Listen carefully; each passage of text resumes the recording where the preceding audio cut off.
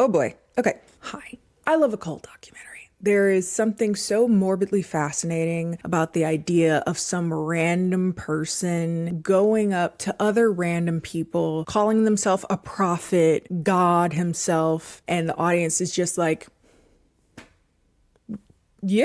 Of course, that's an oversimplifying of brainwashing and abuse, obviously. But the bare bones, the foundation, the frame is kind of that. It's literally just some guy usually going like, what if I could solve all your problems? And these people are so desperate for any number of reasons to believe in something, they believe in him or her. I have seen a few with female cult leaders, though less common. Now, like I said, I've seen many a cult documentary, and it does seem the genre is really dominated by Utah Mormons these days. But rest assured, a loser with a disproportionate amount of self-assuredness and unmitigated gall to abuse a group of misguided and vulnerable people isn't a community or race-specific phenomenon.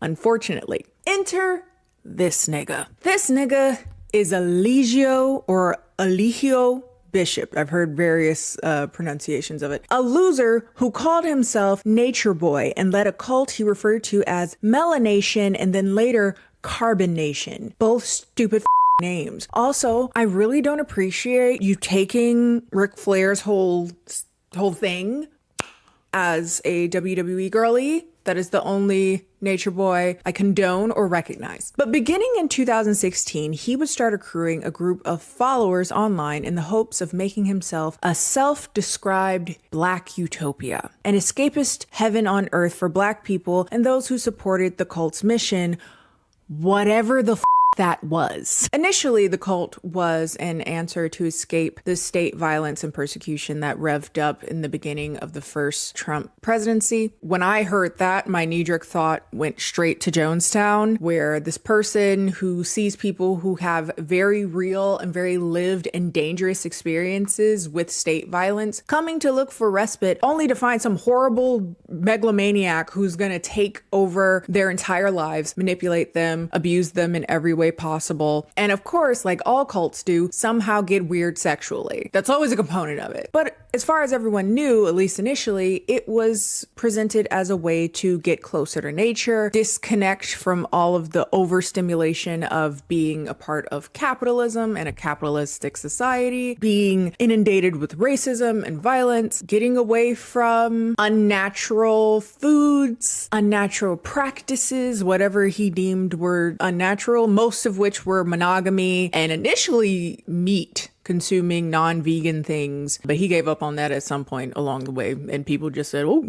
okay. But as far as like foundationally, the actual belief system was pretty vague outside of just focusing on Eligio himself and Blackness in a vague Hotepian way. Not in the way it's like actual like giving a fuck about Black people, but only in so much it can be used to hone in on vulnerable people and create himself as the central figure that can save them from racism. So I was recommended to watch a docuseries about Carbon Nation called Cult of Nature Boy, and honestly, completely fucked my day up. For better or worse, there seems like there's always some cult shit happening somewhere, especially on the internet. But the thing that kind of fucked with me, outside of just, of course, the events that happened that are really messed up, is that somehow I missed all of this. Granted, this started in 2016 and college is a blur for me. I didn't watch television or really engage with the world outside of I need to pass. So who knows what was happening during that time. A lot was going on, I'm sure. But alas, the time of Nature Boy came and went, and I am only now becoming aware retroactively because of those of you that said I should watch the Hulu documentary. The documentary is in 4 parts. I think it's a great place to start, especially as a person that didn't know anything about it. But I was also told later that the docuseries only can handle so much, only so much time we could do, and you'd probably learn more of the nitty gritty watching any number of YouTube documentaries that have taken place since the dawn of Nature Boy. I was recommended the one on Hood Horrors, which is 47 parts.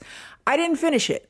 I am currently on part 26. And so I will be able to use some of the supplemental knowledge that I learned in there. But the docuseries, maybe for legal reasons or just time, doesn't move much into the more speculative parts of things. But I am not Hulu. So I'll talk about some other things supplementary that I've learned in the first 25 parts of it. And I get it. I do get why Hulu skipped some of it, because there's a big segment in the YouTube documentary where people were way too focused on whether or not this nigga did gay porn.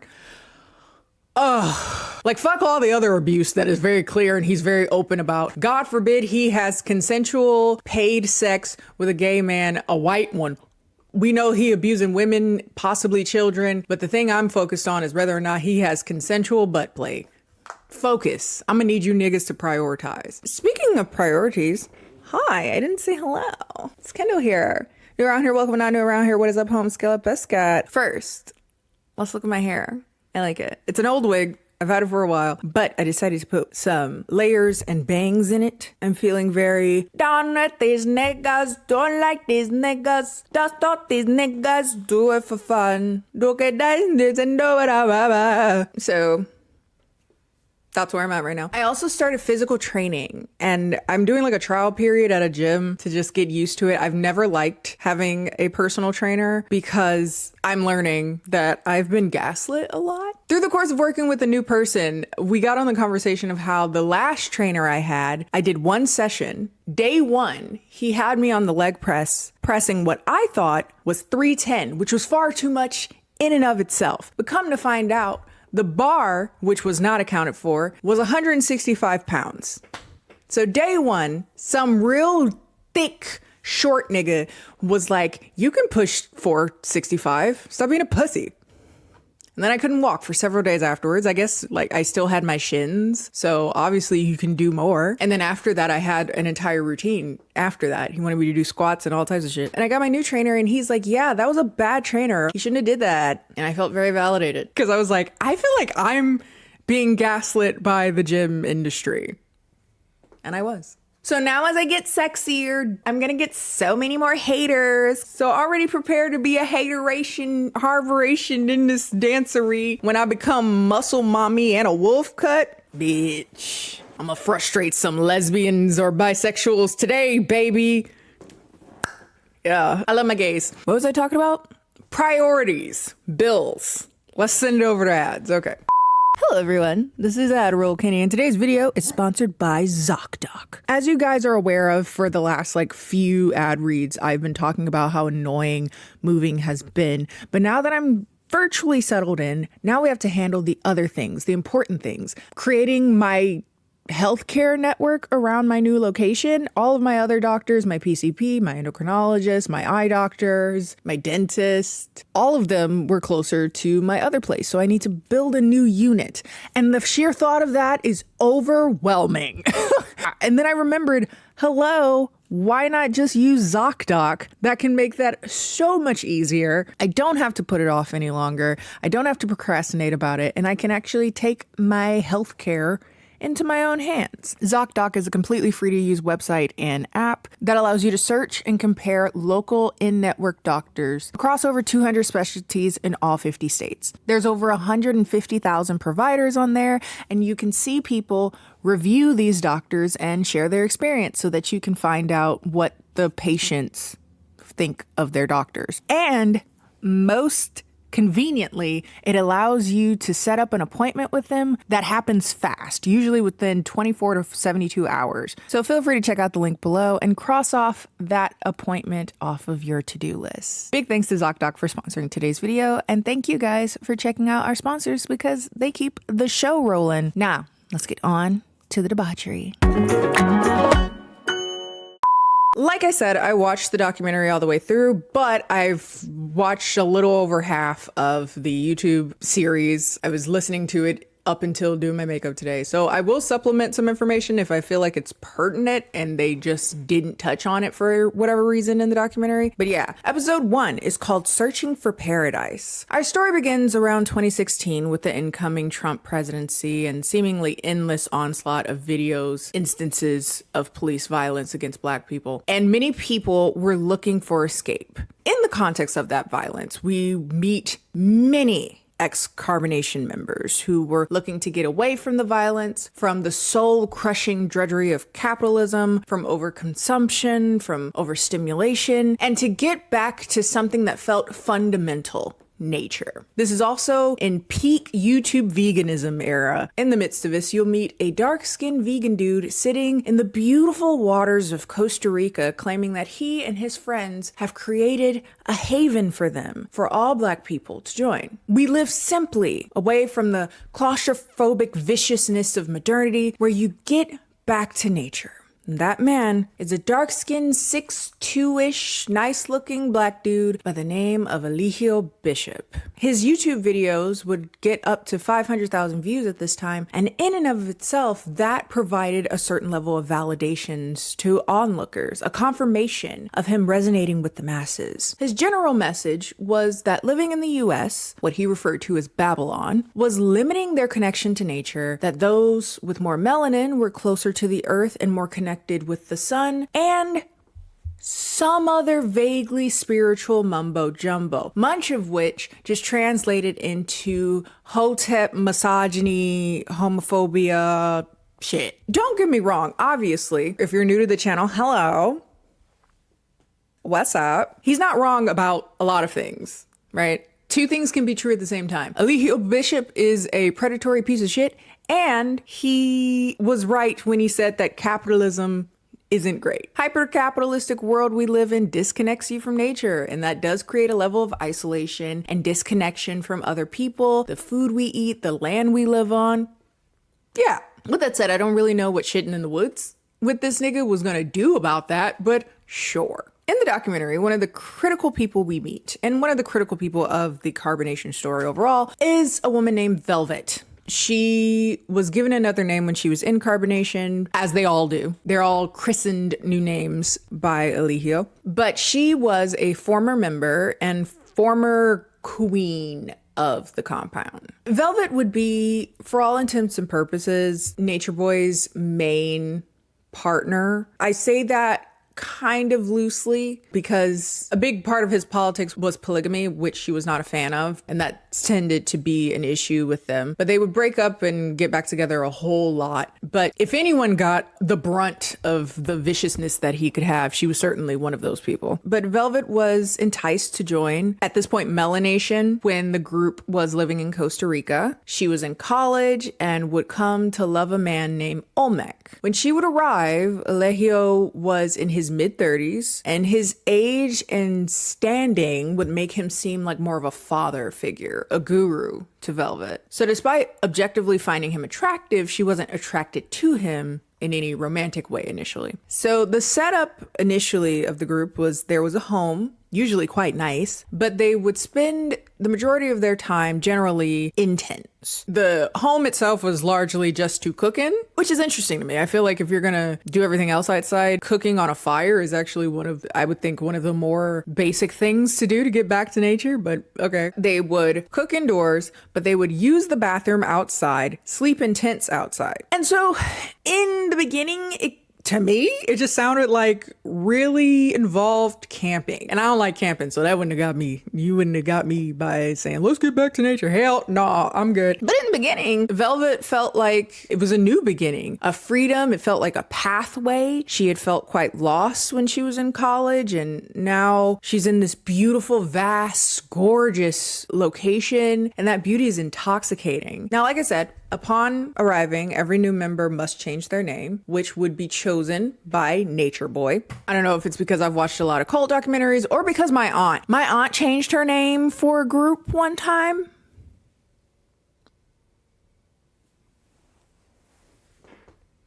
Was my aunt in a cult? I might text her. I don't know if she sees it that way. She changed her name back, but anyway, ultimately, with a new name was a new state of being and a new context for which Eligio would teach them how to live, teach them what to eat, how to eat, which from what I can understand in the beginning was basically all fruits and vegetables, then later maybe some beans and rice. Pretty clear. One of the most visible issues with the cult is that people would join and they would lose a lot of weight, to the extent that it was dangerous looking. And this was very visible because despite all his reservations and issues with modern technology or modern living or whatnot, he would advertise the group mainly through live streams and YouTube videos via his phone. So but you could see the people around him wasting away before your very eyes, especially the women, often when they were pregnant, because as we'll see, everybody be getting pregnant, because that's a big point, I guess, with it too. He was really big on everybody having babies, having black babies, and then later specifically his black babies. If anyone wanted to eat something outside of the items he pre-approved, they would need to get his permission. Again, despite having a home, they would all poop outside, saying that the modern plumbing system was disconnecting them from nature and polluting their water. So they would poop in the bushes, and whatever seeds came out from the plants they ate, those would become plants, which I assume they ate at some point. There's a clip of Velvet saying, yeah, I grew a tomato plant with my own poop. And then eventually I grew a tomato plant from my own poop. I mean, that is what fertilizer is. I don't think it's human shit involved in it. And I don't know. Again, I'm not the person you go to when you want to get close to nature. It's nice in theory. Keep it over there. I'd go glamping. Also, I'm no expert by any means. I would imagine that a plumbing system would actually do a lot more towards keeping poop out of water. If we're talking about, oh, it's hazardous to our water. I'm sure it's quite hazardous to have just a bunch of niggas pooping in the area, just unfiltered, untreated, just shitting in the, okay. At this time in the beginning, of course, the group was pretty niche. That is until it started to get a bit more attention when they would get a white woman. Now, Carbonation was very big on the power of blackness, like black people, but they would accept a person who was not black if they wanted to join, I guess. At the end of the day, whoever would subjugate themselves to him, he'd be open to. And a white woman would join by the name of Kayla Reed. She had been reported missing, and only when her parents came across a Nature Boy video did they realize she was in Costa Rica and she had joined a cult. When she went over to Costa Rica, she had completely cut off her family, which was something that Eligio would encourage those coming to do. This was the basis of the recruitment process. Leave your family. Don't tell them where you're going, because if they know, they'll try to stop you. I am your family now. Even if your kids are a thing that's keeping you in Babylon, leave them little niggas. Fuck them kids. Which a lot of the women who would join were mothers in the US or wherever their country of origin was. And they often said, you know, fuck them kids. They would use a lot of words other than say fuck them kids, though. They would be very flowery. Like, no, I needed to grow. I needed to do what was best for me. I needed to do what was best for, you know, the son or whatever. But at the end of the day, it was fuck them kids. Also, if somebody's telling you don't tell your family, they're gonna stop you from joining these strangers on an island, you might be talking to a cult, my friend. One of the things that I am struggling with, again, I'm not perfect, and I understand that I'm not a professional by any means in the relation to cult psychology and whatnot. But one of the things that I find very fascinating about this, especially this early state of the cult, is that he was not particularly sneaky in his word choice. He was very explicit. He said, drop everything. I am your family now. Isolate yourself. The key is to isolate yourself. Remember, this journey is your own. And apparently that just didn't come off as strong as people think. Also, he started calling himself God pretty quickly too. I guess if you're appealing to people who already have a certain level of maybe religious psychosis, shit's sad, man. Anyway, Kayla's family wasn't standing down, and they were reaching out to every governmental and journalistic resource they could find to put pressure on the group. And eventually Nature Boy would tell her white ass to go back, but it was too late. Unfortunately, people's eyes were on melanation, and even more unfortunate, that would appeal to some people. It would increase people looking to join them in Costa Rica. One of those people that would join, and they talked to in the documentary, was a man named Alex from Canada, white dude. And he said when he arrived, everything was great. He was welcomed warmly and enthusiastically. But the first red flag upon arriving was that when he got there, Eligio wanted his debit card. Everyone put their cards into a pot that Eligio would use and abuse. Any money that anyone had access to was pooled together for the group. And again, if you're thinking of this as like, oh, living off the land, perhaps that makes a bit of sense. But Alex's first concern or an alarm would go off when suddenly these niggas living off the land, they needed his card to buy a $800 ping pong table.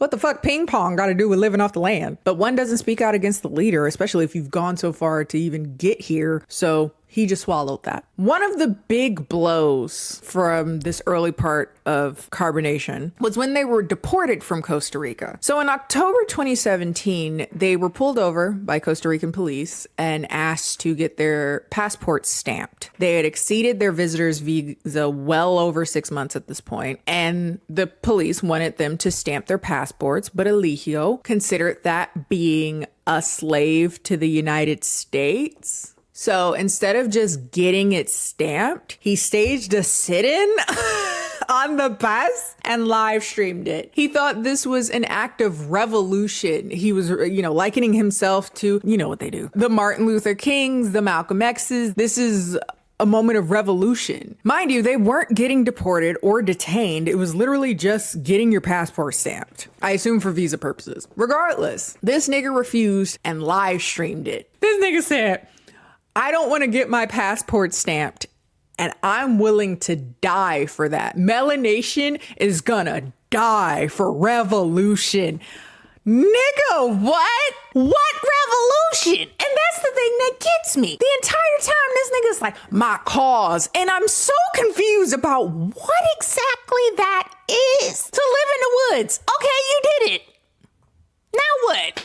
You gonna die to get a passport stamp? So what ends up happening is that they just end up fighting with the police that end up pulling them off the bus. And then Alex, white boy, he was over there like, oh, that was so unnecessary. We did not have to do that. I was like, oh, are we really about to die for revolution? I did not join that. I did not sign up for that. Being put in a situation where I literally felt like I was gonna die and be put in danger, which I felt was so unnecessary. He left soon after. And you will see the thing about carbonation is that people cycle in. They come in, they leave, they come in, they leave. There's a lot of bullshit happening.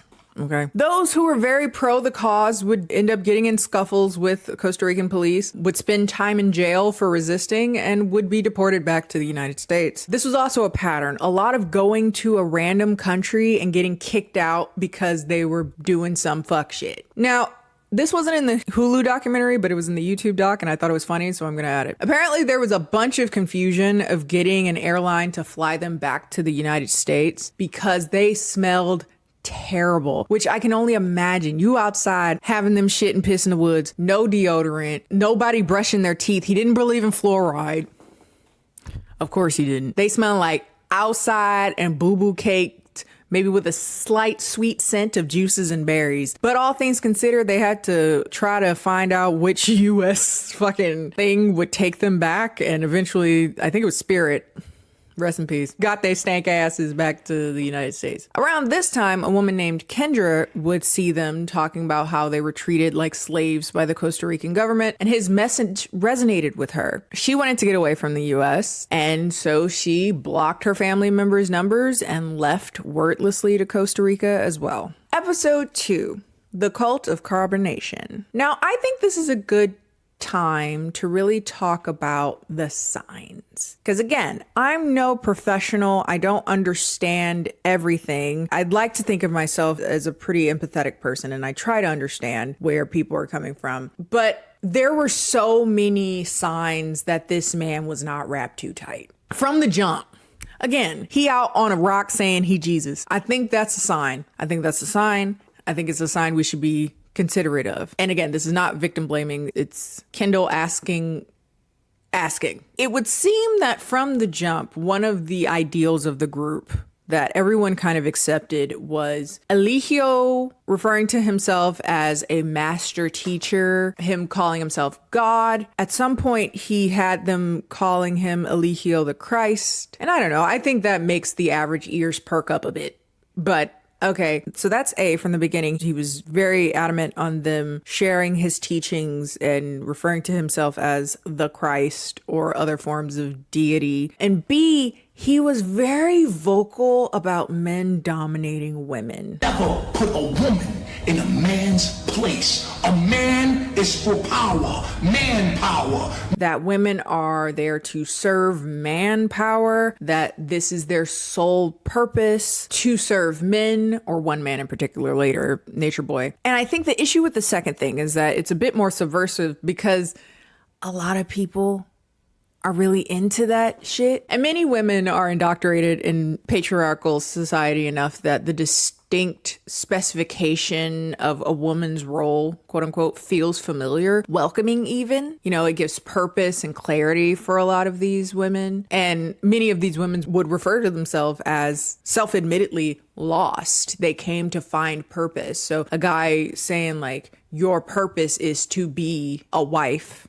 to one of these men here. And that would appeal to men who are struggling to find their purpose as a dominant man. I guess I get more how that part appeals to certain people, but I do struggle with the notion of seeing a nigga you saw on Instagram and go somewhere and start calling him master teacher prophet god or whatever. Like, I don't, like, just be a fan, you know? Say, oh, I fuck with your shit. But when you start leaning in, I don't know, it's perplexing to me. I do think it's something to be said, though, that many of the victims of carbonation were primed to believe stuff like this anyway. A, because misogyny is the status quo. A lot of people see validity in all of this patriarchy shit. They also seem to be people that would already lean towards the fringe spirituality, fringe lifestyles in general, and people who seem to be isolated, either literally, like there's no one around them, their family isn't very involved, or they don't really have a friendship network or anything like that, or at least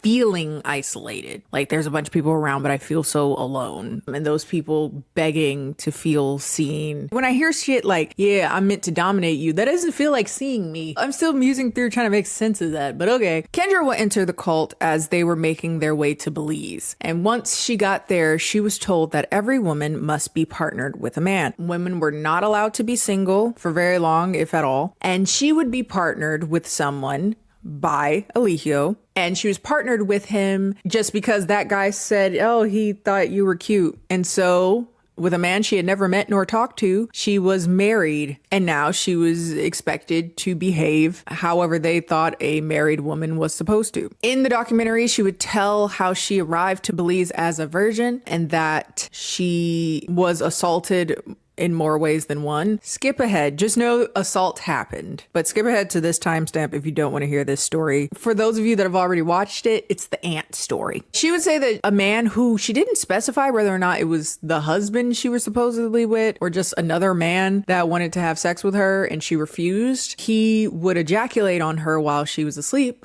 and she was awakened by ants biting her because of it.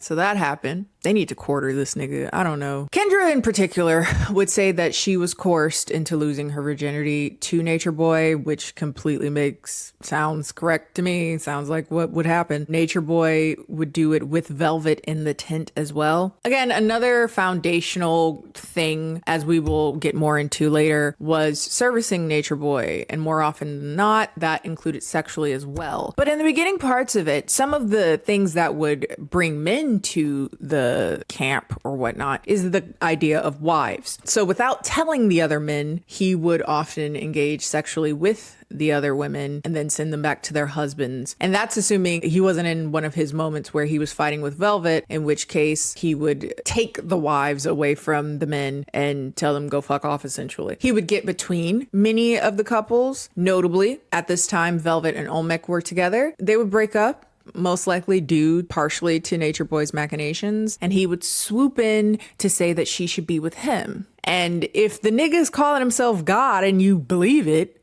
why wouldn't you be the goddess or whatever? It was an honor. And so he would pretty much immediately get her pregnant and make her queen of carbonation. We get shown a video of them, of the entire crew at this point, and somewhere along the lines, they implement some military vibes, perhaps from another member that they end up interviewing in the documentary named Aaron, I believe. He had come from the military and brought some of that, I guess, structure as well to the group. And they record this video of Eligio there. He's like, I am the cross prophet. Who am I? Who am I? And I am the queen. Da, da, da, da, da. And they're like, yeah, you are the queen of the sun. And blah, blah, blah, blah. Everyone's there standing at attention. And this was like a big moment. It looked like they were really showing it off. They were showing off a power. And ultimately that would recruit a lot of people, I'd imagine. But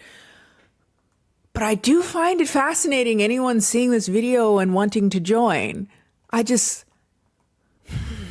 And also, I guess this is also coming from me. I'm a bitch that never even wanted to do Greek shit. I didn't want to be in no sorority because it felt like a cult to me. I was like, I don't need niggas telling me what to do. Oh, it's for brotherhood. I'll meet my own fucking friends. I'm all right. No shame to y'all that joined it, but I'm like, hazing.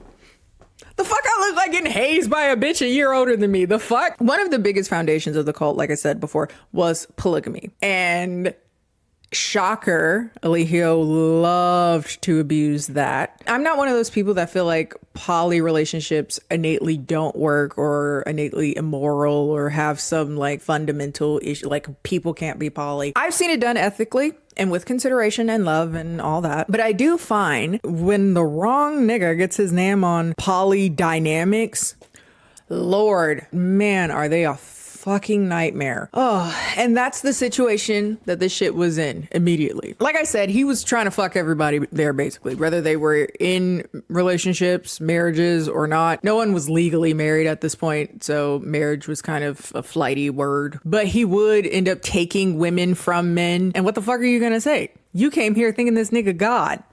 They're gonna be like, oh man, it's kind of raw for God to take my bitch. No, they gonna just grin and bear it. And the women, what are they gonna fucking do? They came in believing like this is going into the dynamic of me as a woman and my place is to be overpowered by an alpha. Again, you think this nigga is God. You gonna deny him pussy? How does that even work? So, spoiler alert, whether or not the women wanted to have sex with him, he coerced the women there, finding pleasure in the control, the conquering of it. And if anything, as things got more and more intense, it became just a roided up version of the gender dynamics they have always espoused. The alpha male that gets the women, often by force, which he would justify on Instagram Live. He would say crazy shit. And there's so much crazy shit that you can't keep up with. But one of the many crazy shits that he said was essentially like, I am an alpha and, you know, women want to be taken by force. A lot of women want to be assaulted. Unfortunately, more on this weird sex shit later. Now, with that said, not every woman was comfortable with the dynamic, again, namely Velvet. As far as the Hulu documentary covers, Velvet seemed to be the most vocal about struggling with the concept of non-monogamy, and that would prove to be a big component of her eventually leaving. So soon after leaving Belize, they would be kicked out, I'm sure, if I remember correctly. Another man named Aaron, again, the ex-military soldier, would join Carbonation, and Kendra was immediately enamored with him. But again, she was already married to the random dude that she was married to and periodically having sex with Nature Boy. But eventually Nature Boy would give the okay and him and Kendra would get together. I'm skipping through a lot of shit. If I'm not mistaken, is she the one that ended up getting pregnant? And he was really big on whether or not he was the father, Alicia was the father of it, like to rub it in his face. I don't know, I might be confusing him with another person, but that did happen. Eventually the group would move to Mexico. I use the word moved softly because again, they didn't sleep inside, they slept in tents. But the use of the home was again mainly for cooking, which doesn't make sense to me, and making music. Don't touch on this a lot in the documentary on Hulu, but they made a lot of fucking music. And unfortunately, I heard a lot of it. I heard quite a bit of it in the YouTube documentary parts, and most of it was pretty fucking bad. There was an occasional banger here and there, which I will not share because I don't feel like looking for it again. Also, principles or whatever, ethics. They was using all the money they could from members and online donations to move into these gorgeous villas wherever they were going. They would move in these villas and then shit in the grass and sleep in tents. Daily, the members were meant to go live and spread whatever Eligio the Christ's words are to the masses verbatim. And with that repetition, the identity as a follower of Eligio would definitely sink in. More and more people were getting brainwashed, and it would spread the word of Eligio to the extent that he would foster an entire online space devoted to either providing apologia for the absolutely insane shit that he did or to call him out. I say this because it's not like no one could tell it was a cult. They don't mention him too much in the Hulu documentary, but there was some dude named Young Pharaoh that used to basically, seems like his entire show was talking about how terrible they were. He was a hotep as well, so he had a lot of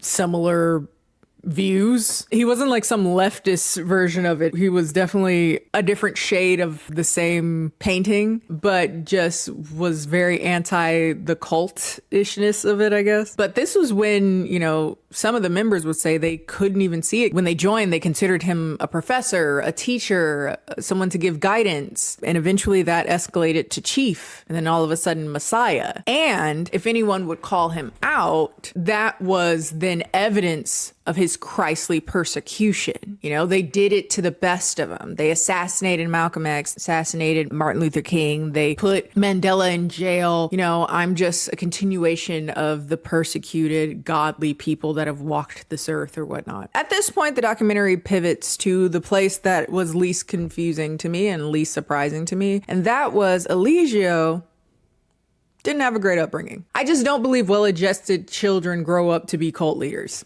So I was not surprised by this. He was born in 1982 in the midst of the crack epidemic. He was a crack baby. His father was 70-something, and he died while Eligio was young. His mother was only in her mid-30s when she would die of an overdose, leaving him and his siblings to kind of fend for themselves in the foster care system, where he would say he would suffer more abuse. He said that because he was dark-skinned, his foster mother would put him in a tub with Ajax to scrub off his dirt. In the documentary, they have a woman who is the internet detective that runs a page called The T. She was kind of one of the people that were following him from pretty early on. And they put a clip where she says she doesn't believe that his foster family, who were dark-skinned Black people, did that.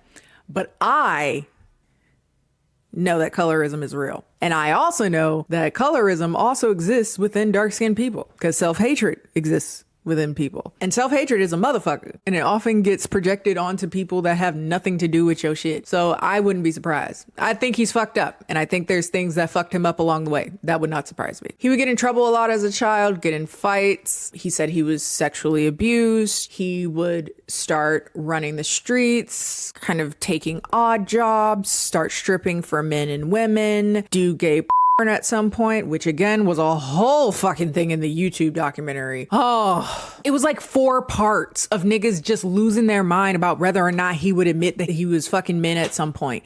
Who cares? They were so fucking hung up on whether or not he's bisexual or gay or whatever. Like, yeah, I'm cool with misogyny, the sexual assault, the pseudoscience bullshit, but I draw the line at consensual butt shit. My God, you niggas don't know how to prioritize. Jesus Christ. He would be arrested for DV against his child's mother, one of his child's mother, I don't remember which one, after which he would go on a spiritual journey, which would ultimately lead us to whatever the fuck carbonation was. Now, if you were wondering, the spiritual journey didn't result in lessening the DV, because he would abuse Velvet just with the context of fruit trees and cool breezes. He would begin physically abusing her when she became pregnant with his child. It was not something that many of the members seemed to have a problem with, because violence at this point was so normalized, especially towards women. He didn't start beating the niggas' asses until much later, but it was normal. It was considered what was needed to discipline her, to break the masculine energies she learned from the United States. She would give birth, much of which he caught on live stream. Like, he just had the live stream in her pussy the whole time. And it did seem to some degree, at least through the telling of the Hulu documentary, that the birth of the child was a catalyst for Velvet. That, combined with her discomfort around polygamy, would be the beginning of her dissension overall in the group. It wasn't a clean break. She left and came back and would go to the US and then come back. They don't bring this up in the Hulu doc again, because it's probably a speculative thing. I don't think it's that speculative. There's clips of him saying weird shit about sex and nudity, particularly around his kids. Skip ahead, pedo shit, PDF shit. There's a whole clip of him saying he has sex with his woman while she's breastfeeding, and that he let his infant son touch and play with his private parts post-coitus, and that he's naked around his children all the time. That's a pedophile in my books. They also don't mention much in the Hulu documentary the question of diseases. This was a question I had because these dudes don't seem like the type of niggas to believe in protection because they don't believe in fluoride. And also the whole thing is that they want to have as many children as possible, spread the black seed. They don't believe in modern medicine and shit like that. And I was proven right because there was a whole period where people were looking into whether or not people coming into the group were spreading diseases. HIV was one that came up. I just saw a part where he tested himself with an at-home test and it proved negative, but I don't think it matters. Y'all weren't being safe in a lot of ways, so I wouldn't be surprised if it was something else y'all spreading over there. But essentially, he does say something along the lines of like HIV is a sickness of the mind. There's no such thing. Basically, if you don't accept HIV, you don't have it. Like, it's a fucking package from DHL. That's its own form of abuse, like knowingly exposing people to a plethora of infections and diseases, many of these people were or would be or were looking to be pregnant. These niggas didn't believe in vaccination or fluoride or like basic health practices. They don't bring this up, but there was a woman that died there because she wasn't taking her heart medicine because I guess she thought she was going to live off of juices and berries. But again, we only got so much time. Like I said, there was a lot of abuse, some of which was posted online and would become progressively more often broadcasted online. They would talk retroactively about physical abuse. They would have verbal altercations. And unfortunately, one of the things that seemed to happen is it was becoming entertainment for the masses, keeping up with the Zeus-like shenanigans of Nature Boy and his abuse victims. And one of the things that as things started to get more and more progressively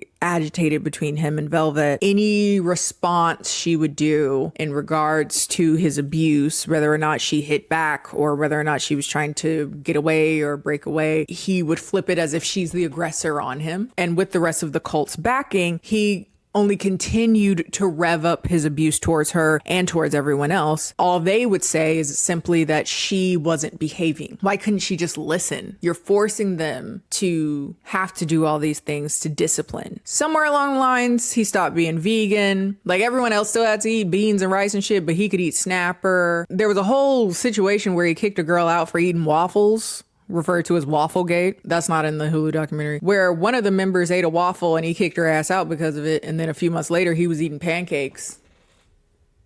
So all these things are coming together, right? There's a pressure cooker experience coming to light, and it slowly left being, this enlightenment. Let's get close to nature. I love myself. Let's build some community and self-esteem in Blackness. And it slowly, but not that slowly, started turning into, look what I can make these niggas do. Here, the women, the men, the community, just getting more and more overtaken by a nigga that sound like Mystical. Episode 3, Paradise Lost. We meet Courtney, a man who would join for many of the same reasons the others did, because he wanted to escape the war zone of poverty he was trapped in. He was actually entranced by the Weird Ass Soldier lineup video, but he found it powerful and he thought of it as joining the army of God who was now in Mexico. But little did he know, or little did he see the problem with, I don't know, that the abuse was revving up. Nature Boy was berating Velvet for not being abusive to the other women. It was part of her position of chiefess that she never was comfortable with. As time went on, she eventually just wanted to pass that title off to someone else. And a lot of the struggles they were having, again, most of which was on her disdain or distaste for being in a non-monogamous relationship, having sexual experiences that he would kind of force her to be in, a threesome or multiple people, stuff like that. She didn't want to do it. And whatever issues they were having, he was putting it online in live streams. Again, audiences were contacting embassies and eventually they were kicked out. There was a point where they were in Nicaragua. I don't think this is in the Hulu one. And people were reaching out to Nicaraguan government, vocalizing concerns about the weird shit he said about letting his kids touch him, as well as just other concerns of abuse. And eventually they would end up taking him in for 3 weeks. He was in jail for 3 weeks. And the only reason they believe to this day that he was let out is because his members were begging for donations and help to get him out. He would eventually be released and some random white woman would agree to buy them a home, but eventually that fell through because she realized he was a fucking nut job. They would kind of jump all over the place. They went to Hawaii, they went to Panama, Alabama, they went to blah, blah, blah. But eventually they would end up in Atlanta. And this is where they would meet Janae, who is quite a pivotal moment for the fall of Carbonation. They would meet a woman named Janae. She worked at a raw vegan spot and they came in and she had been watching their videos, particularly saw Eligio getting imprisoned and deported. And this was happening all the time. And he used these instances of being in contact with state authorities to garner sympathy, get people concerned, again, using the very real phenomenon of state violence against Black people, Black men in particular, to get people scared and wanting to help these misunderstood people who are just trying to live their life peacefully. She wouldn't join immediately, but she would keep talking to a member, and eventually, about 2 months later, she would join them officially. By this time, it seems they were no longer concerned about living in tents, being vegan, or being in nature. They were just living in nice ass houses in Atlanta. And things again are revving up. At this point, he's having women bathe him, brushing his teeth, started telling them literally bow down bitch on live streams. At some point, he was just making a Zeus show on Instagram. Again, see what I can make these hoes do? Made all the women get tattoos on their butts. All I'm saying is, I remember when, way before we knew all the shit that was going on with Blueface and Krishan, I saw that clip of him on Twitter where he was showing off how he had like 3 or 4 girls in his house and they all had tattoos of him. And I said, this nigga abusive. I don't know what he's done. I don't know who. I don't know what's going on, but that nigga's abusive. And I was right. Up until this point, there was niggas joining it partially because they were on that red pill shit and they wanted to be given state mandated wives, but just from this one Hotep nigga. But now all of a sudden he said, nah, y'all can't get wives too. Now all the women are mine. Not just the women that he deemed as wives. At some point, he started saying that the men should start being with trans women because any woman who has the ability to give birth should be procreating with him specifically. It became a point that there was a competition to have sex with them, some of which the men, if need be, I don't know why it would need be, would be willing to participate.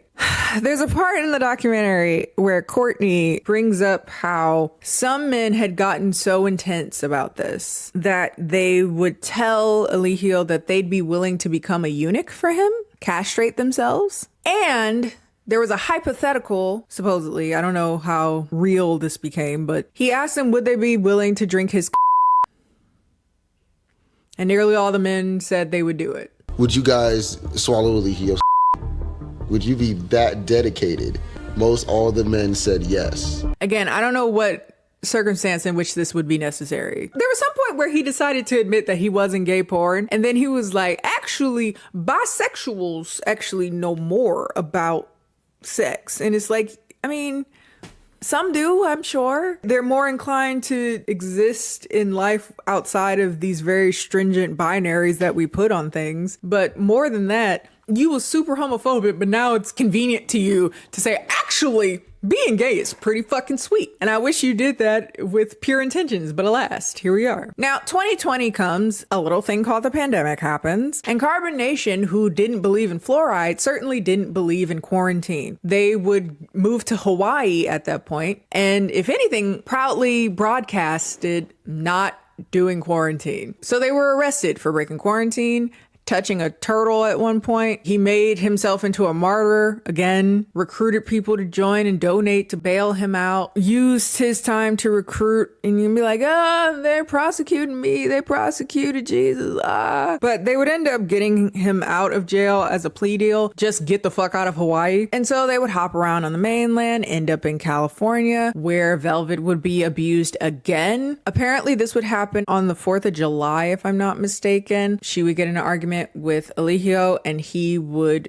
beat her with everyone kind of watching in a circle. I believe he also had the other women beat her as well. And this was one of the worst physical assaults that she had ever sustained from him. And afterwards, he would have the women draw her a bath to recover. No one did anything, again, because they said it's something she deserved. I'm sure it's something she did to deserve it. The beating of women was approved of, even encouraged to some degree amongst the other men. Again, for people who would lean into an experience like this, they already have a lot of hangups about what it means to be a man, what it means to assert yourself as a man, what does it mean to assert yourself as a woman. women, and those strict binaries are twisted and contorted and abused. As legal scrutiny started heating up around the cult, Eligio randomly walked up to Velvet and basically said, we're getting legally married in Vegas. So he would have several of the other people also get legally married. The theory is that he did this so that she could not testify against him if the situation presented itself. They would go back to Mexico, again begging for donations, and would make something around $200,000. And in that process, again, it became more of a show online. We are showing people Zeus-like exploitation on Instagram real time. He started something he called Real Nigga Moments, which I'm sure isn't something he came up with, but whatever. It's basically just a humiliation ritual of, again, look what I can make these niggas do. And this would ultimately be a breaking point for a lot of people, especially, I would imagine, the men who, again, they were cool with like beating women, but like, whoa. Also, him taking their wives was also a big issue for a lot of men. It would cause a fissure between them and the nature boy. But a lot of the things that would keep people in the cult, now that they realize something isn't right, would be shame. How do I go back to my family? How do I look people in the eye and tell them that I was wrong? How do I find my children again? How do I look in their faces and say, hey, I just needed to find myself? But at the end of the day, baby, we can worry about that later. You just got to get home.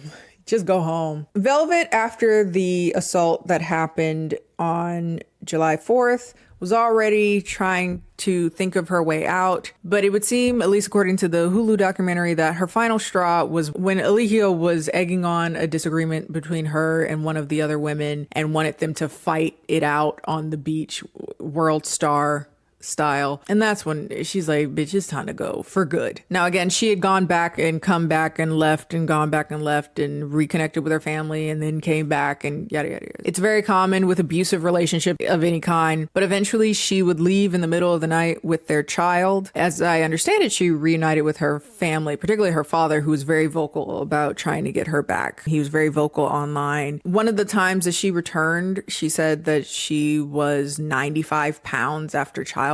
And once she was really back, because she would have moments of clarity when she was away, but then would come back. But she would really understand how fucked up that entire experience was. And she would go online. And in between her coming back and leaving, coming back and leaving, she would go online and talk about how awful the experience was. And it would seem that whenever she leaves, and especially when she left for good, you know, as most abusers do, that's when he would crash out the most. That's when it's most dangerous for Velvet and all the women around him, all the people around him at that point. He would choose new chiefstess, but it seemed that he was very like hyper focused on her. And at this point, he was very much so on the warpath. Episode 4, Fall of a God. So Velvet comes back home with her child or children, I don't remember, and would get a protection order against him. And those left in the cult were left to deal with him as he got more and more rageful. Originally in the cult, they didn't drink or consume cannabis in any form, but at this point they were drinking. And it was getting bad. With everything going on, audiences were calling the police over and over and over again. They would have video evidence of him like slapping people on live streams. There was a situation where he slapped a man in the face because he offered him a strawberry. And he was like, did I ask for a strawberry? And then slapped him. Did I ask for a strawberry? But whenever the police would come, they wouldn't claim they were in trouble. And if there's no victim, they can't do anything about it. So they just were there and was like, oh, here, we've been called over here again, over and over and over again. But eventually, Janae, the girl that they met at the vegan place, would start looking to leave. It was getting to be too much, but she would be restrained by one of the women on Eligio's orders, and he would beat her.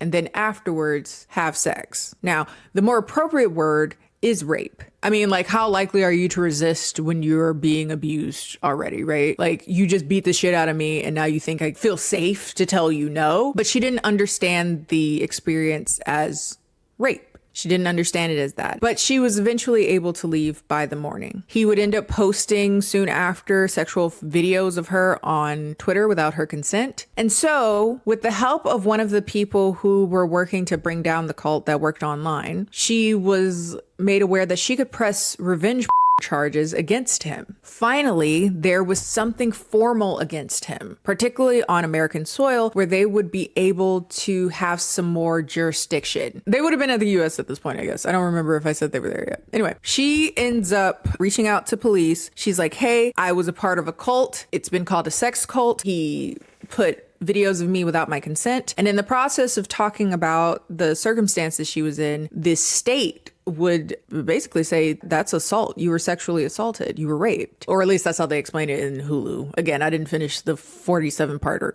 Anyway, now we have a charge, right? And so the police come busting down the door, again, caught on live stream. And he was finally arrested for something. In 2024, he was on trial for revenge and rape. Leading up to the trial, of course, as if this wasn't difficult enough anyway, Janae was berated online by his sycophants, called a liar, saying she was there to defame a black man for no reason. You know the bullshit. That she consented to the sex after her physical abuse because she used the words making love afterwards. But again, how consenting can you be if you were just physically abused? You know what I mean? The documentary shows us a bunch of clips of Janae testifying on the stand. Well, we can't see her because they don't allow you to record the face of a victim, I believe. In Georgia was where the thing was. So instead, we hear her doing her testimony and we see Eligio.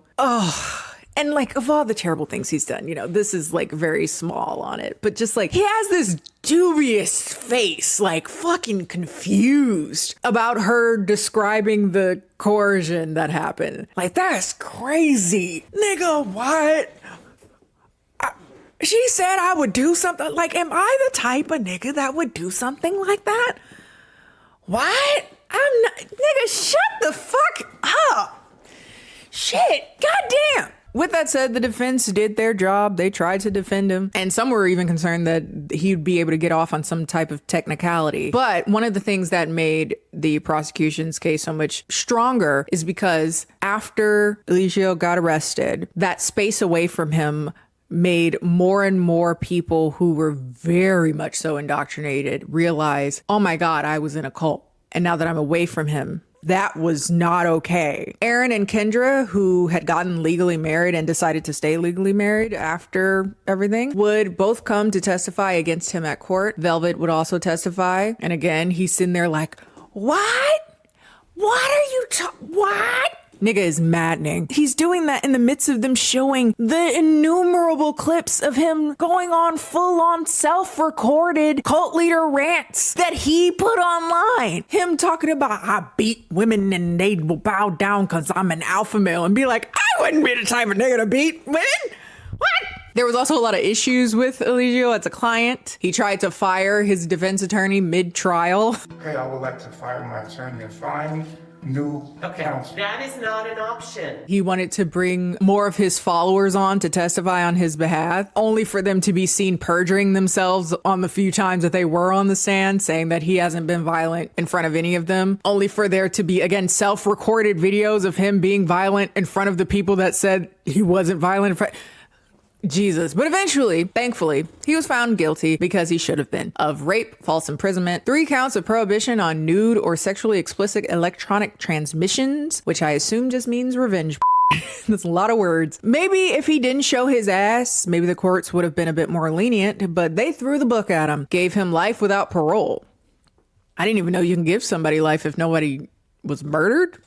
Look what I learned. Until this day, there are still niggas that believe he is the Messiah and that they should fight for his release. Unfortunately, that's no shocker either. But he's in prison and will probably die there, and I love that. Now again, that's the gist of the Hulu documentary, but there's also so many stories that would send them down a whole different rabbit hole. There's the girl that was a part of Carbonation. She left and then stabbed her mother to death. May or may not be related to Carbonation. She was claiming that her mother was abusive and she killed her. It wouldn't surprise me, honestly. If you were already abused at home, getting abused by this stranger isn't that much of a reach. Again, there's the woman that died because they basically said, don't take your medicine. There was speculation a child died and was buried while they were in Hawaii, and probably many, many more, but I'll be here forever and we don't have the time.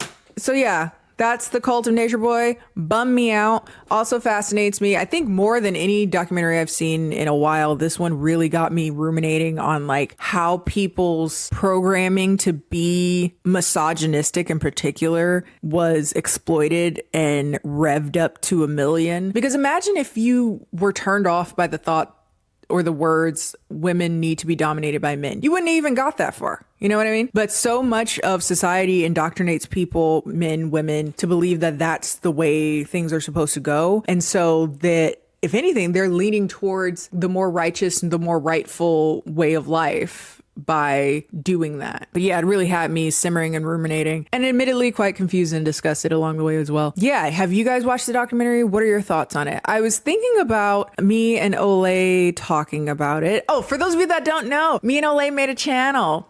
Y'all were bullying. It works sometimes. So we talked about a documentary, and I'll put that somewhere so you can see that. So if you want to see me somewhere else, there's that. There's also my gaming channel, NotKennieTV, the VOD channel where I put up things that I record on Twitch and edit it and make funny little videos. Also follow me on my social media, Instagram and Bluesky, both of which are KennieJD. And I'll see you guys next time. Bye.